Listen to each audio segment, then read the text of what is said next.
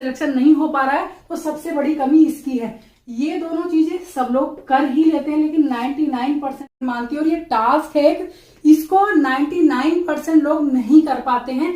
जो 1% लोग इसको फॉलो करते हैं उन्हीं का फाइनली सिलेक्शन होता है। देखिए, ये जब एग्जाम हॉल में जाते हैं, प्रश्न पढ़ते हैं, लगता है कि हमने पूरा सिलेबस पढ़ा है, लगता है कि हाँ हमने ये क्वेश्चन पढ़ा है भाई कहीं ना कहीं, लेकिन कंफ्यूजन बना रहता है। क्यों बना रहता है? क्योंकि हेलो नमस्कार, स्वागत है आप सभी का। आशा करती हूँ कि आप लोगों की पढ़ाई बहुत अच्छे से चल रही होगी। आज की वीडियो बहुत इंपॉर्टेंट होने वाली है उन लोगों के लिए जो सरकारी नौकरी की तैयारी कर रहे हैं, पिछले 5-6 साल से तैयारी कर रहे हैं, पूरा सिलेबस पढ़ लेते हैं, बहुत सारी किताबें पढ़ लेते हैं, दिन रात मेहनत करते हैं, लेकिन फाइनली उन लोगों का सिलेक्शन नहीं हो पाता।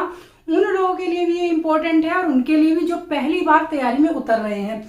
क्यों इंपॉर्टेंट है? क्योंकि मैं 3 ऐसी चीजें बताऊंगी, या ऐसी टिप्स समझ लीजिए, स्टडी टिप्स, जिनको कि आप फॉलो नहीं कर पाते हैं, इसलिए आपका फाइनली सिलेक्शन रह जाता है। तो आप अगर फर्स्ट टाइम भी अटेम्प्ट देंगे और इन चीजों को फॉलो करेंगे तो आपका सिलेक्शन, इसमें आपकी नौकरी कोई भी आप तैयारी कर रहे हैं आपका पक्का है। तो वीडियो में एंड तक बने रहिए। 3 टिप्स बताऊंगी, या 3 स्टडी टिप्स हैं ये, और लास्ट वाला सबसे इंपॉर्टेंट है, क्योंकि उसके बिना सरकारी नौकरी पाना एकदम नामुमकिन ही होता है। तो चलिए पहली मैं बात करती हूँ सिलेबस। अगर आपका जो भी आपका सब्जेक्ट है या जो भी आपका एग्जाम है, उसका सिलेबस आप डिटेल्ड में नोट करके रख लें, अपने मोबाइल में पीडीएफ वगैरह में न डालें, आप रिटन करके अपनी कॉपी पेन लेकर के उसको लिख के रख लें। ठीक है, सबसे पहली बात। आप लोग कहेंगे कि ये तो हमें भी पता है, अभी रुकिए जरा और चीजें बताती हूँ। आप लोगों को जो पढ़ना है केवल एग्जाम ओरिएंटेड पढ़ना है। आपका अगर सपना सरकारी नौकरी का है तो आप अपना एक टारगेट बनाते हैं कि उस नौकरी में हमें जाना है, तो आपको केवल उतना ही पढ़ना है जितना आपके एग्जाम में आना है। मतलब एग्जाम ओरिएंटेड पढ़ना है आपको, या फिर टू द पॉइंट पढ़ना है, एक्स्ट्रा चीजें नहीं पढ़नी है।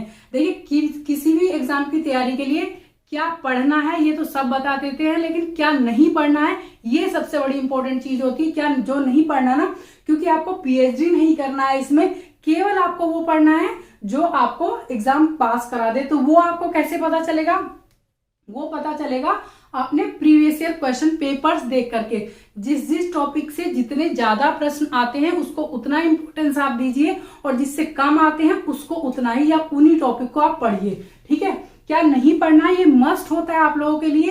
क्या पढ़ना है ये सब बता देंगे, दुनिया भर की चीजें ये पढ़ा रहे। कभी कभी ऐसा होता है कि आपने देखा है 10-10 घंटे की वीडियोस हैं और उनमें से मुश्किल से 1 या 2 प्रश्न आता है, तो वो यही चीज हो गई ना कि दिमाग में फालतू का बर्डन हो गया, आपका टाइम वेस्ट करना हो गया, ये चीजें हो गई। तो आप लोगों को केवल टू द पॉइंट पढ़ना है, या एग्जाम ओरिएंटेड पढ़ना है, प्रीवियस ईयर क्वेश्चन पेपर्स देख करके पढ़ना है। ठीक है, तीसरी चीज है लिमिटेड सोर्सेज आप रखिएगा, कम से कम किताबें रखिए और ज्यादा बार उनको पढ़िए।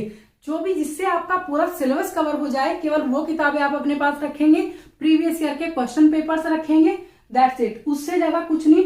यूट्यूब चैनल अगर आप सर्च कर रहे हैं तो इतने छोटे बच्चे आप नहीं है कि आपको नहीं पता कि कौन सा सब्जेक्ट आपका किस चैनल पे अच्छा पढ़ाया जाता है। मुश्किल से 1 या 2, हद से ज्यादा 3 चैनल्स आप देखिए, और उनमें से जो आपको अच्छा लगे, या मान लिया एक चैनल पे कोई टॉपिक बहुत ज्यादा अच्छा पढ़ाया जाता है तो 2 या 3 चैनल बस रखिए, और उस पर वही टॉपिक देखिए जो आपके काम का है।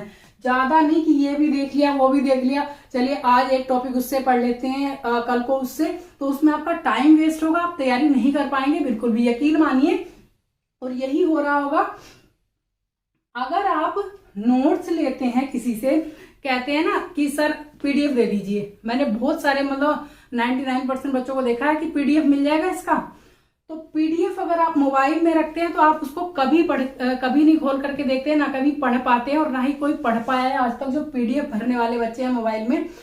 हैंड रिटन नोट्स अपने पास रखिए। अगर आपने किसी से पीडीएफ ले ली है तो इंपॉर्टेंट प्रश्न उसमें है, तो उसको ना कॉपी पेन पे उतार लीजिए, तब आप उसको पढ़ पाएंगे। जो आपने कॉपी पेन पे लिख लिया है वो आपके दिमाग में छप जाएगा। ठीक है, अब आता है सबसे ज्यादा इंपॉर्टेंट, शॉर्ट नोट्स भी आपको बनाना है। शॉर्ट नोट्स रिवीजन में काम आएगा। ठीक है, अब आती है देखिए सबसे इंपॉर्टेंट चीज जो है, जिसको मैं मोस्ट इंपॉर्टेंट मानती हूँ, और ये टास्क है, इसको 99% लोग नहीं कर पाते हैं। जो 1% लोग इसको फॉलो करते हैं उन्हीं का फाइनली सिलेक्शन होता है। देखिए ये क्या है, मैं इसको नाम देती हूँ MRLC। इसका मतलब है मोर रिविजन लेस कंफ्यूजन।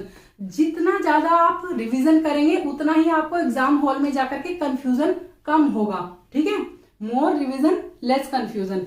जितना ज्यादा रिवीजन करेंगे उतने ही आपके सिलेक्शन के चांसेस बढ़ जाते हैं, क्योंकि हम जब एग्जाम हॉल में जाते हैं, प्रश्न पढ़ते हैं, लगता है कि हमने पूरा सिलेबस पढ़ा है, लगता है कि हाँ हमने ये क्वेश्चन पढ़ा है भाई कहीं ना कहीं, लेकिन कंफ्यूजन बना रहता है। क्यों बना रहता है? क्योंकि हमने रिवीजन किया ही नहीं, केवल सिलेबस कंप्लीट कर चुके हैं हम एक फॉर्मेलिटी के नाम पे, बट हमने रिवीजन नहीं करा।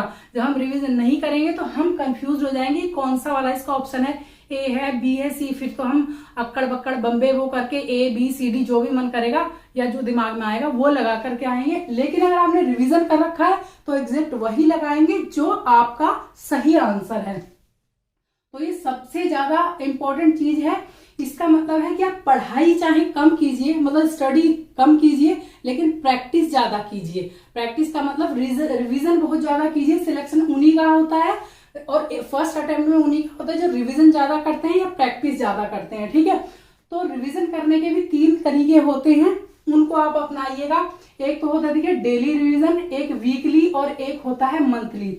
डेली रिवीजन क्या है, इनको अपने रूटीन में शामिल कीजिए। डेली जो है, जो आपने सुबह से शाम तक पढ़ा है उसको रात में सोने से 1 घंटा या आधा घंटा पहले आप रिवाइज कर लीजिए। ठीक है, अगर आपका सिलेबस पूरा कंप्लीट हो चुका है तो शॉर्ट नोट्स आप बना लीजिए, उनको आप बहुत जल्दी रिवीजन कर सकते हैं। ठीक है, फिर है वीकली रिवीजन, जो पूरे हफ्ते आपने पढ़ा है वो एक वीक में एक लगा लीजिए।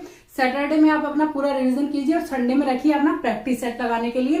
तो अगर आप इस तरह से स्टडी करेंगे तो आपका फर्स्ट टाइम में ही सिलेक्शन हो जाएगा, या फिर पिछले आप 4-5 साल से भी तैयारी कर रहे हैं, लगातार एग्जाम दे रहे हैं, सिलेक्शन नहीं हो पा रहा है, तो सबसे बड़ी कमी इसकी है।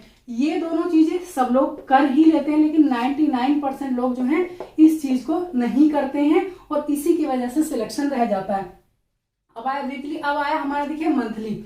जो आपने डे 1 से लेकर के 30 डेज तक पढ़ा है उसका पूरा रिवीजन कीजिए, और एग्जाम से पहले 15 दिन पहले तो जितना भी आपका सिलेबस है उसका रिवीजन कैसे कर पाएंगे आप, जब आप शॉर्ट नोट्स बनाएंगे। क्योंकि आपके पास भले ही कितनी ही कम किताबें हैं, इतनी मोटी मोटी किताबें होंगी, आप उनको 15 दिन में नहीं रिवाइज कर सकते अगर आपने शॉर्ट नोट्स नहीं बनाए हैं। ठीक है, तो इन सब के साथ अगर आप एनालिसिस करेंगे अपना, मतलब प्रैक्टिस सेट लगाते रहेंगे, साथ में एनालाइज करेंगे अपने आप को कि कहाँ आपका वीक पॉइंट है, फिर उसको दोबारा पढ़ेंगे तो आपका सिलेक्शन बहुत जल्दी हो जाएगा।